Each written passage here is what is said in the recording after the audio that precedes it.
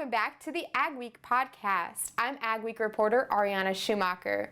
In this week's episode, we take you to Brookings, South Dakota, where Carl Madsen, an 85-year-old produce farmer, is raising food for a cause. Start off by telling me a little bit about how you got into gardening and your story behind starting to garden. Well,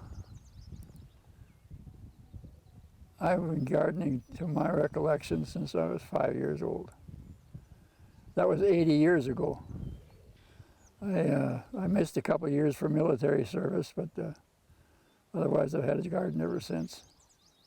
And not as big as this one, but when we bought this place and this land, they said, well, I had a little tractor, I had a place to use it, so we planted a lot of things. And we started the Brookings Farmers Market. And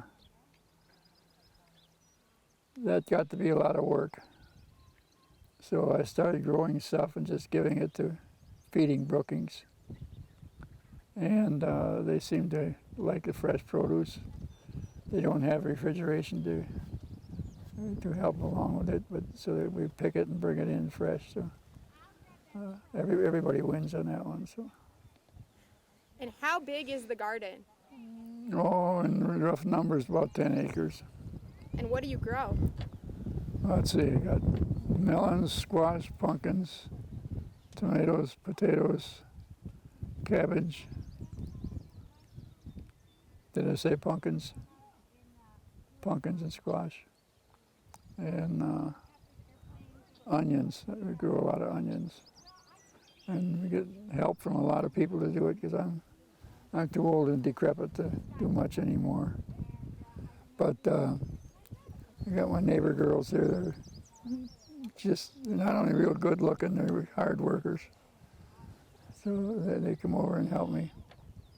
And then some of the other people help me from for example, the farmhouse fraternity guys come out and plant things for me. And I work with Norm's greenhouse and nursery out of Aurora. And they do some greenhouse work for me. I put the seeds in the packs and he'll sprout them and grow them for me. That's a big help and a big expense. Like everything you see here came from Norm's greenhouse.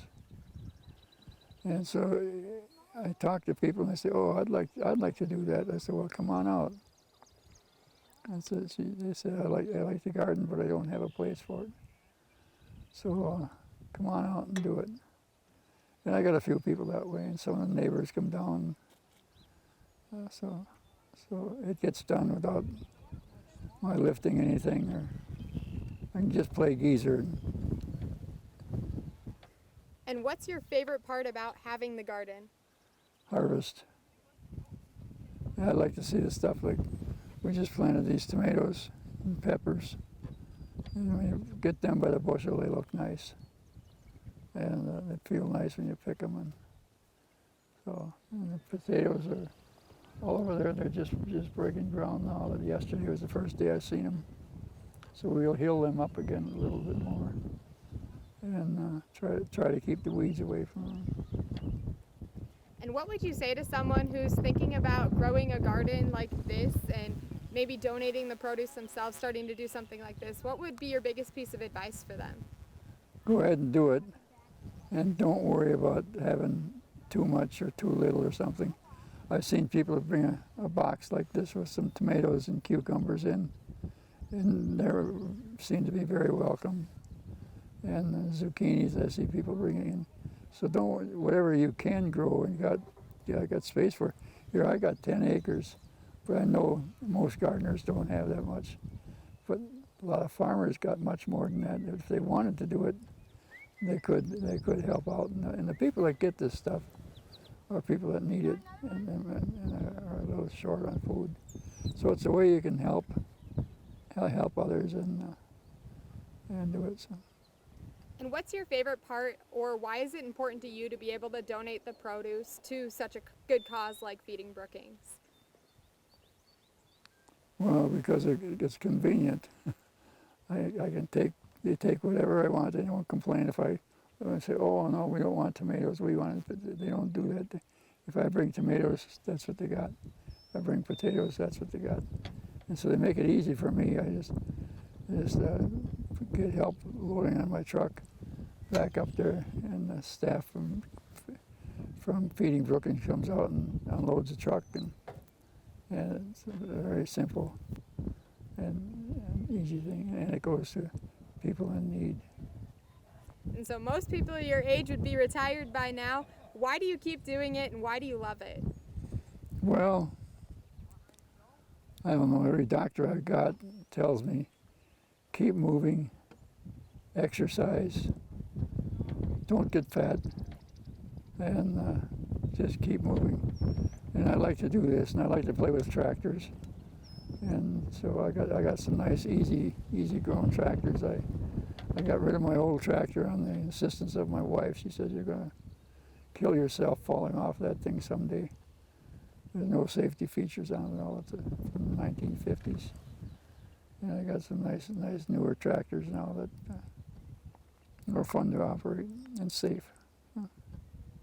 And so you've got lots of neighbor kids out here helping you this year. What's it like to see people coming out to help and getting to work with other people in your community? I love it.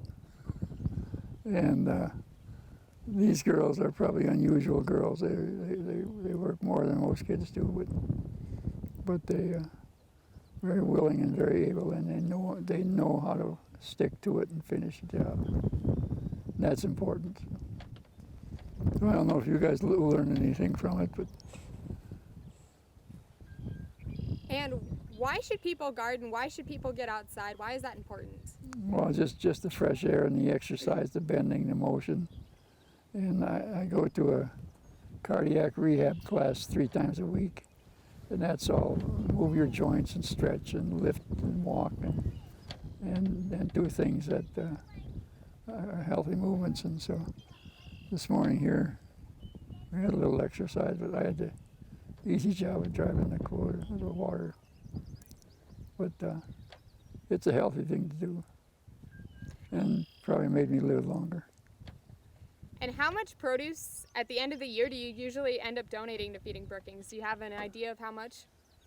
Well, I try to get a couple tons of potatoes, and a ton or 2 of squash, and tomatoes. It's hard to get a lot of them, but I get a couple of bushel of them. And those cabbages are very popular. They like to get them. We got 2,000 cabbages that the girls planted over there, and they'll do well here. Well, that's all the questions I have. Is there anything I missed? Anything you'd like to add? Make it rain. We don't have any rain in the forecast, and it's getting dry. But so I don't have irrigation, so here it is. Thanks for listening to this week's episode of the Agweek podcast. If you enjoy this content, you can visit agweek.com/subscribe to see more of our work. You can also follow Agweek on Facebook, Twitter, Instagram, and TikTok, and subscribe to our email newsletter. And as always, you can see our best work through the Agweek magazine and on Agweek TV. Always remember to rate and review wherever you listen.